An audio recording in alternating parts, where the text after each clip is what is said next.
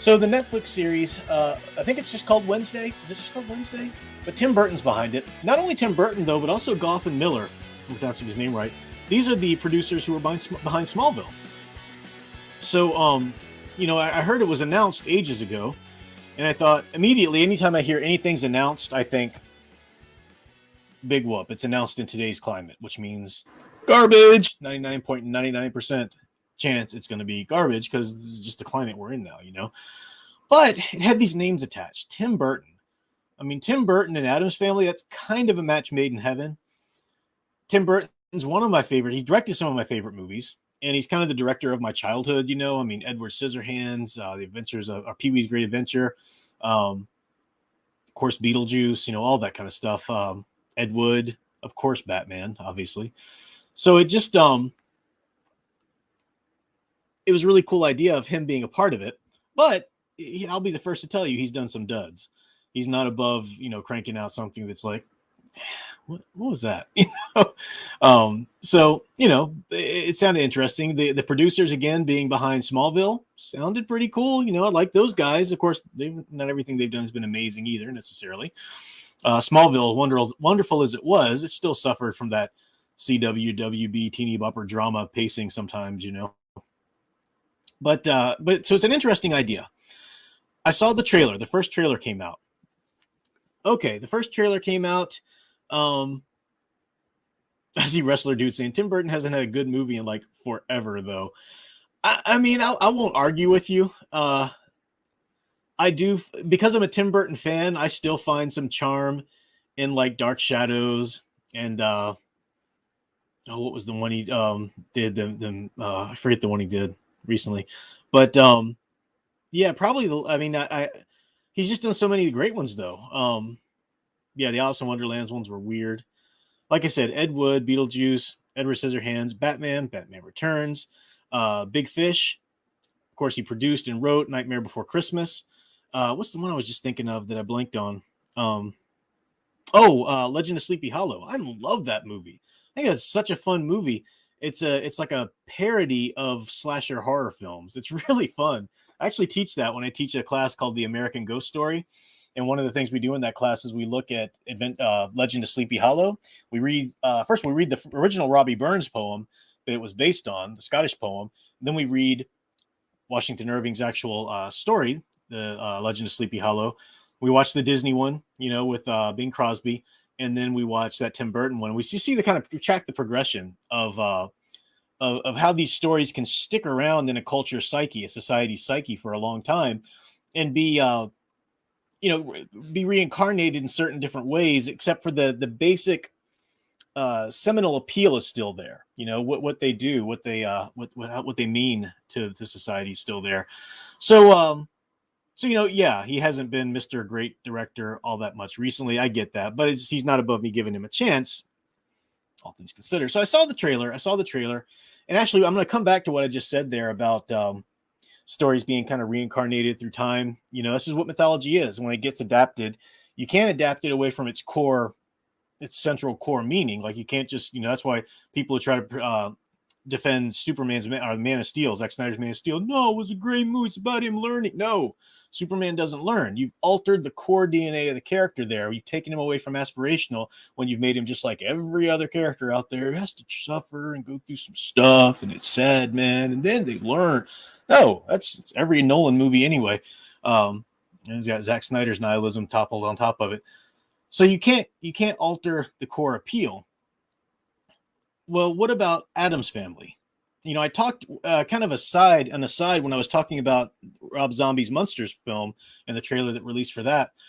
And I was saying that the Addams Family, unlike the Munsters, can be remade and appeal to a new audience at a different time, because it doesn't the basic pitch of it isn't based on cultural knowledge of the time like the Munsters was. I said like the Munsters, you kind of have to know who the Universal monsters are.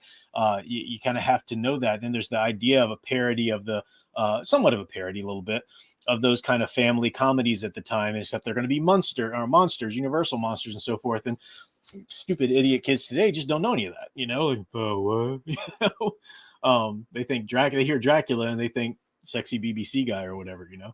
Addams Family is different though. The Addams Family, none of them are specifically supposed to be any one character from the monster world. They're just this kooky family. Now they evoke, like Lurch certainly evokes Frankenstein's monster, and Morticia certainly looks like a Dracula's daughter kind of thing, but they're not actually those characters. So they're just that kooky, creepy family down the street, and that can be adapted for cultures at different times. So what would Tim Burton do? And it's a Netflix show. Netflix likes that woke agenda stuff. Are they going to play into that? Are they going to let it be a lot about that? Who knows? You know, so I saw the trailer.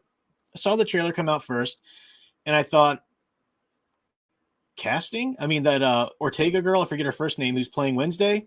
Yeah, great. Looks like Wednesday. Absolutely. Catherine Zeta-Jones is Morticia Addams. I never would have thought that, but heck yeah, I'm on board with that.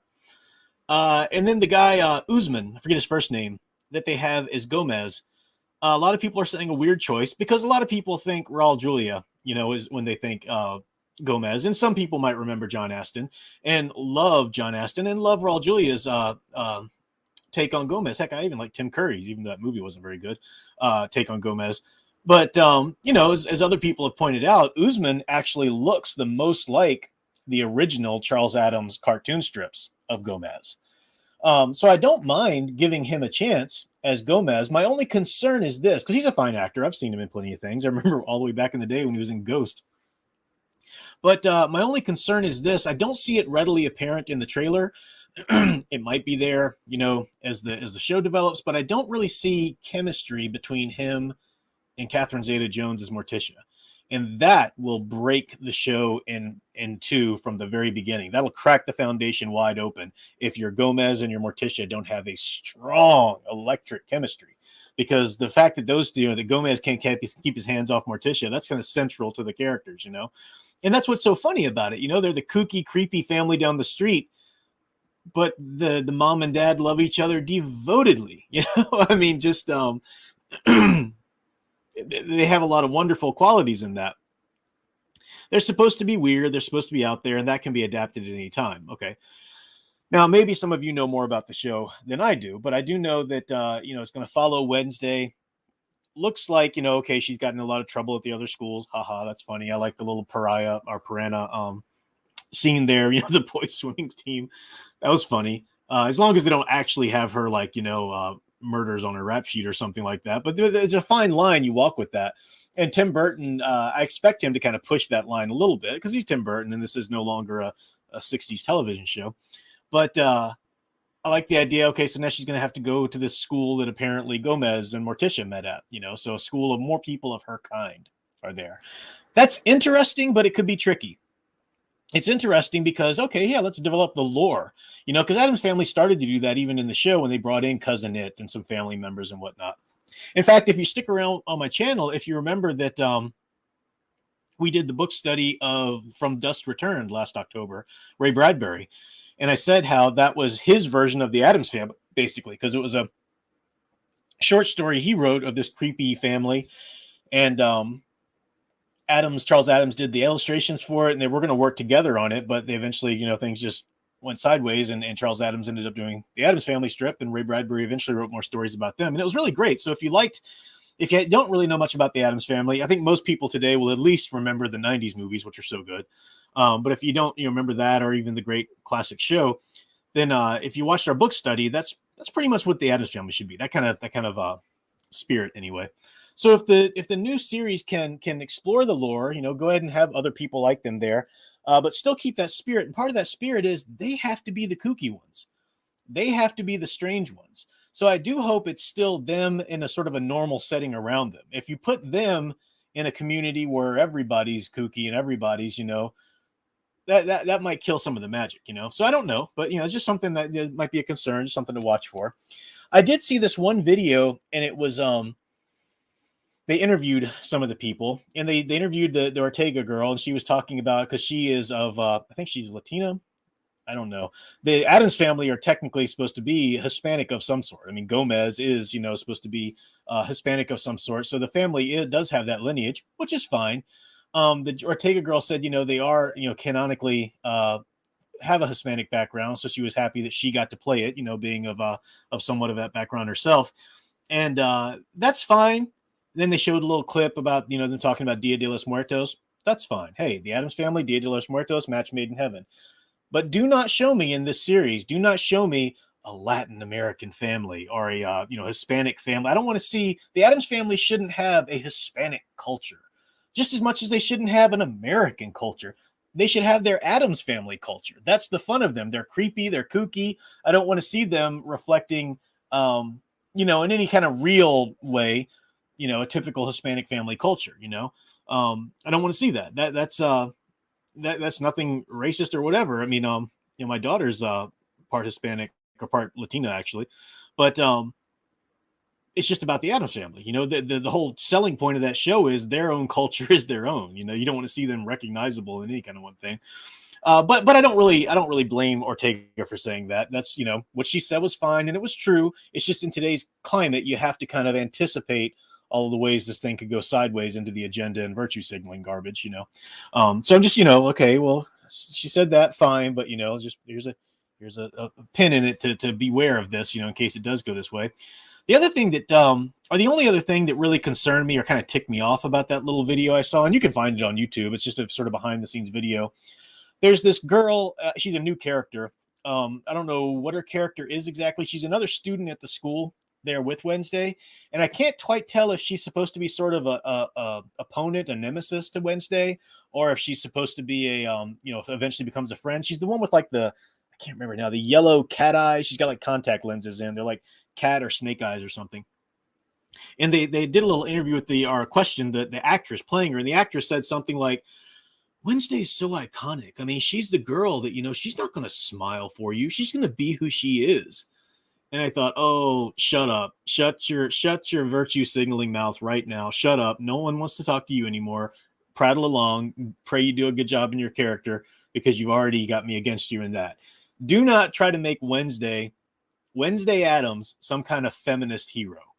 Okay, it's true. Wednesday Addams isn't going to smile for you. Obviously. Christina Ricci, perfect. I'm forgetting the girl's name who played her in the original series. Perfect. That's true. But the fact that Wednesday doesn't smile is not because she's a sister doing it for herself and she doesn't need no, that's stupid. The fact that Wednesday doesn't smile is because she's creepy and kooky and she's a little off and she's a little, she's the super goth, up to the 10th, 11th power or whatever. That's why she doesn't smile. Don't try and turn that around and make it a feminist propaganda. Yes, Wednesday doesn't smile and neither do we. Now it was just a small little comment.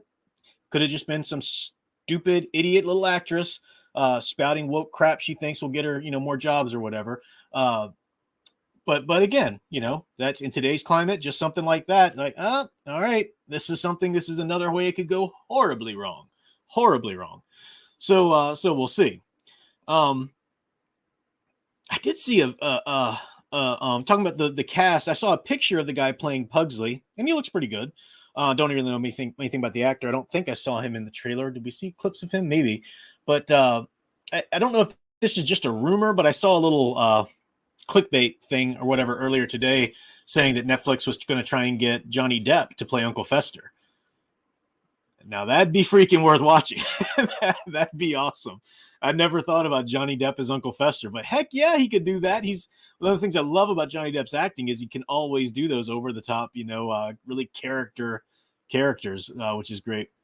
My dear sweet sound engraver, thank you for the $5 super chat. So would the Addams Family work in this modern era because their strangeness wouldn't contrast that much with the culture of today or gender deconstructed culture of the day or whatever? Good point. Let's just say norm deconstructed, deconstructing norms culture of today. That's a good point. Another that's and that depends on how what stance Goff and Miller and Burton are coming at this from. Are they going to try and pander to the woke mobs and the agenda, virtue signalers and whatnot? If they are, then you're right. Addams Family is just going to kind of fall apart because you've got to say, hey, there are norms and there are some people that don't obey the norms and they get looked at strange, and that's just human nature and it's fine. This nonsense now. Well, I want to identify as a lizard and walk down the street tonguing an electric outlet, and everybody just needs to say how brave I am. And, no, you're a freak. Um, so you do need that premise for the Addams Family. So that's something I hadn't thought about. It's a good point. Now, if hopefully they just kind of fly in the face of that and do what they do. We'll see. So Johnny Depp would be great. I don't know. They haven't really announced a Fester or a Lurch, I don't think. Of course, you see Thing in the little trailer, which is fine. That's cool. I think she's going to be like a detective. She wants to be a writer. I don't know if she's a horror writer or wanting to be a detective writer or whatever, but she's kind of hunting down a serial killer or something like that, which could be fun. Could be a lot of fun. Looking forward to checking that out. I don't, as with anything today, no, I don't have an overwhelming sense of this is going to be good. Like I said before, I hate it when people today go, I'm cautiously optimistic for this, guys, because I just really like it to be good. But, I'm cautiously optimistic. You're not cautious at all. You're about to piss yourself. You're so excited. So I hate that when people talk about that. True cautious optimism. I don't really know if you can even have cautious and optimistic at the same time. I would like it to be good. Of course, I'd like it to be good. Because of the names involved, I will give it a chance, even though I still think in today's climate, just because it's the age we live in, the climate we live in, it's probably going to be garbage. Now, I hope that I'm wrong. I'm not going to it's not something like, I haven't seen a deal breaker already. Like somebody was asking me what I thought of Dune. I know a lot of people keep trying to get me on the Dune train. No, I could care less about the Dune, because as soon as they said that they race swapped kinds, then I'm not interested in it. Pass. I don't care. Don't care what you say about how wonderful and respected. No, you don't race swap a character like that, because that betrays a fundamental misunderstanding of one of the main base threads and themes of the Dune story, which is the tension between the masculine and feminine. The tension between the Bene Gesserits and the Spacing Guild, the tension between the Fremen living off the land there and that very masculine energy. I mean, the makers, the worms, the sandworms of Dune are these large phallic symbols, penetrating the earth and creating spice. They're fertile, and then you've got the feminine energies trying to manipulate and twirl around, so you don't just go race swapping, in a movie like that. So I didn't see a deal breaker like that though in anything related to the Addams Family yet. A few things people said, which is like, gonna watch out for that and see, but no fundamental deal breaker yet. So yeah, I hope it's awesome. Like to watch it. Now I say that because a lot of people would want to know, I saw Dr. Y. Geez, Prof, TMI on the Dune stuff. Well, hey, a lot of people will hear me say that and think, oh, yeah, come on, Prof, whatever. No, Frank Herbert was a Jungian. He studied under a psychoanalyst couple who studied under Carl Jung, and he himself practiced as a psychoanalyst. So he was a Jungian through and through. And you can't read Dune and pretend that didn't make it into the book. It absolutely did. And that includes things like phallic symbols and anti-phallic symbols and all this kind of stuff, especially masculine, feminine, the Jungian, bisexual, and so forth. I mean, it's in there. You can't say it's not. Now, I mean, you can read it at whatever level you want to read it. But yeah, sorry if it hit you guys off out of the blue, unprepared.